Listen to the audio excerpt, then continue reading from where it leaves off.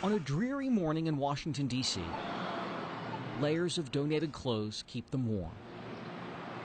All they have resides at their feet or in their arms. Finding shelter and food defines their day. Dawood Proctor knows this struggle all too well. I mean, I see people come past and laugh at the homeless and you know, might look down on them, but if you really look at it, a lot of people ain't number one step away from being this way. Franklin Square is one of many places in the nation's capital inhabited by those without a home. And it sits just 2 blocks from 2 very different houses. To the west, the White House. To the east, Mayor Kebab House. This is Sunday morning. Owner Kazi Manan was in early on this particular day.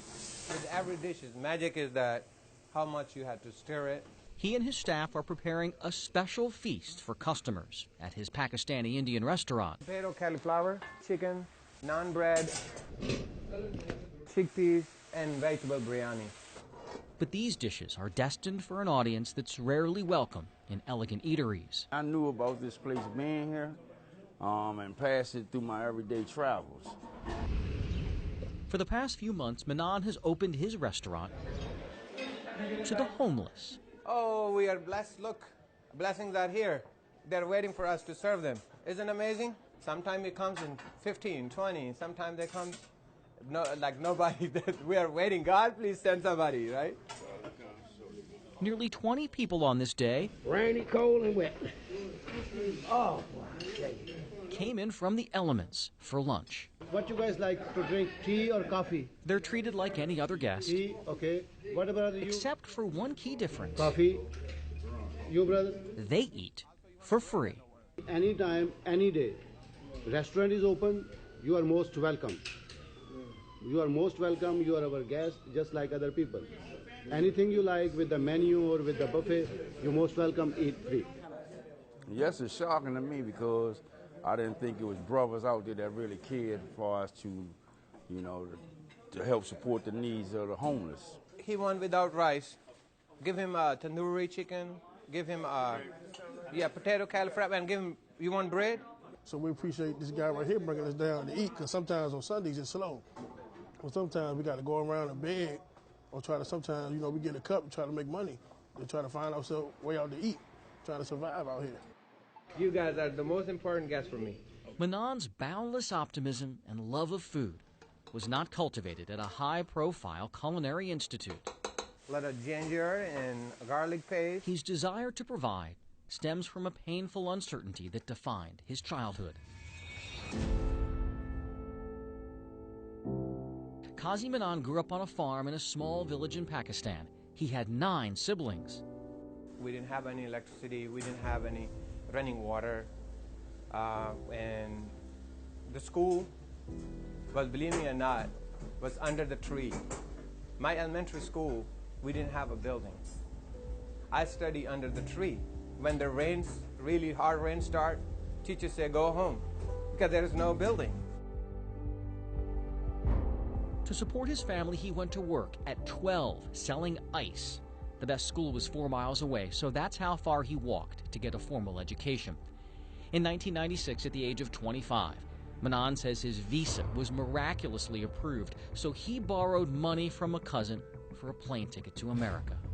He started as a cashier, earning $3 an hour at this gas station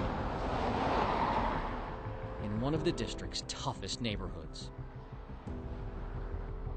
When I arrive in America, I have $3, just $3. And I started my life basically with nothing.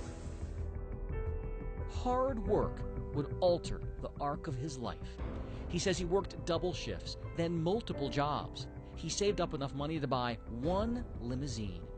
The idea that a kid who came from nothing could one day drive the rich and powerful around in luxury inspired him even more. 1 limo turned into a fleet of vehicles. His business flourished enough that some 20 years later, he opened his own restaurant. That's called American dream. You know this is the only country where you say American dream, not in any other country. So yeah, he kind of understands. That's a good thing. Now that makes sense now? Yeah, it makes sense now. That make a lot of sense. He was blessed to obtain things through his struggle, and it's like he didn't ever give up. But to fully understand this man, you should know one more thing. I love to prepare this food for a homeless shelter. Every Sunday, he makes extra food and delivers it himself to those in need in another part of the city.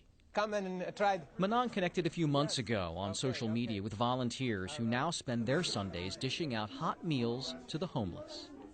And they make you feel that you are valued. For shelter regular Ron Verker, having hope on the Lord's Day means everything to him. It's huge. It's huge to know that I'm just nothing. I'm nobody. But God thinks I'm somebody. Yes, thank you. Thank you. Yes. Kazi Manan says a skeptic recently told him that if he gives his food away, he'll surely go out of business in no time. Manan believes the more he gives away, the more God will bless him. I think this is all from God. And because of my mission is from God. He will always carry with him what his mother told him about holding tightly to his faith in the face of despair. She said if you share even when you don't have, God will take you from darkness to light. That's the whole answer to life. You know, being blessed by God. And God will help you. And I know he will. You know, you got to make the first step. He ain't going to do everything for you. Jay Korf. In my heart, it feels a blessing. It's a blessing from God. ABC 7 News.